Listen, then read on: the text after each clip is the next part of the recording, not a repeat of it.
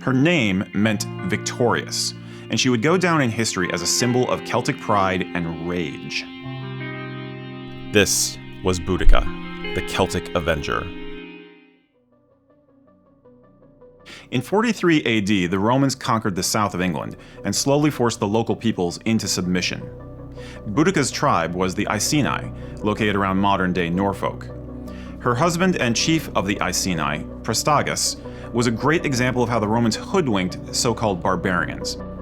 After various attempts at rebellion had failed, Prestagus chose a form of trade alliance to appease the Romans. He even went so far as to swear his tribe's allegiance after his death, even bequeathing them his land. As part of the deal, the Romans gave the Icenai 40 million silver sesterces. In today's money, that would be somewhere around $60 million. This fortune was supposed to be seed money for the tribe to trade with the Romans, but it was just a loan, and it came with interest. In the year 60 AD, Prestagus died, and Boudica was left to rule the Icenai.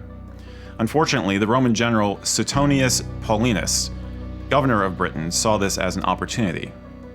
He decided to invade the Icenai lands to extract the loan money, but this was just an excuse to annex the territory, and it was a clear violation of the treaty.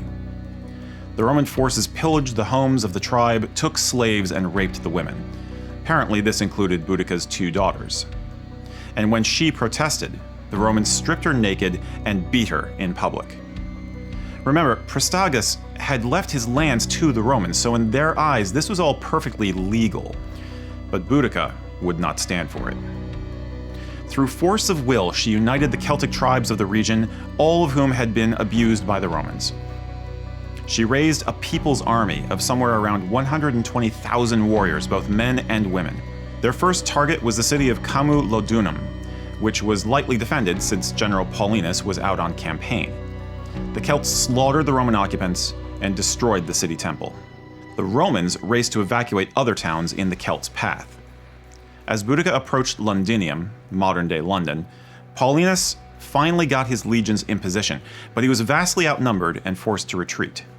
Boudica was free to raise Londinium and also nearby Verulamium.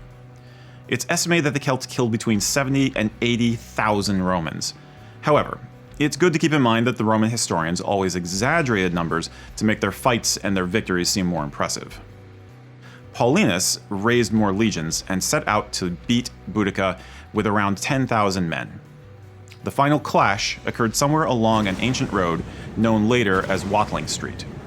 We know the Romans had a strong defensive position. A narrow gorge protected Paulinus' flanks, and a forest protected his rear. The open plain before the Romans would become a killing ground. Though outnumbered, Paulinus' troops had vastly better military tactics and technology, including full metal armor, tight disciplined formation of shield walls, and the Roman throwing spear known as the pilum. The Celts charged the legion's line again and again in waves, on foot and mounted on battle chariots. But in the end, it was a rout. Supposedly 80,000 Celts fell, while the Romans lost just 400. The sources say that Boudica managed to escape the battle. The historian Tacitus speculated that she later poisoned herself. Meanwhile, the historian Cassius Dio thought she died of an illness. Boudica and her revolt were largely forgotten until the Renaissance, when the idea of the British nation-state started to form. She was quickly transformed into a national symbol. The Victorians, as you might expect, went over the top with this. They named gunboats after her, they erected statues, and even tried to promote Queen Victoria as her namesake. Alfred Lord Tennyson penned the epic poem Boudica.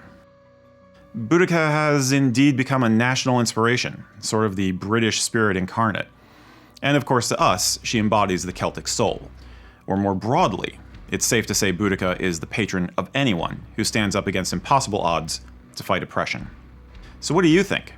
Let us know in the comments. Was Boudica's revolt a worthwhile effort, or was it a fool's mission against impossible odds?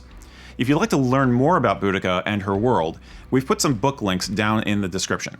And if you like this video, we hope you will subscribe and click the bell so you get notifications. In the meantime, have a great day.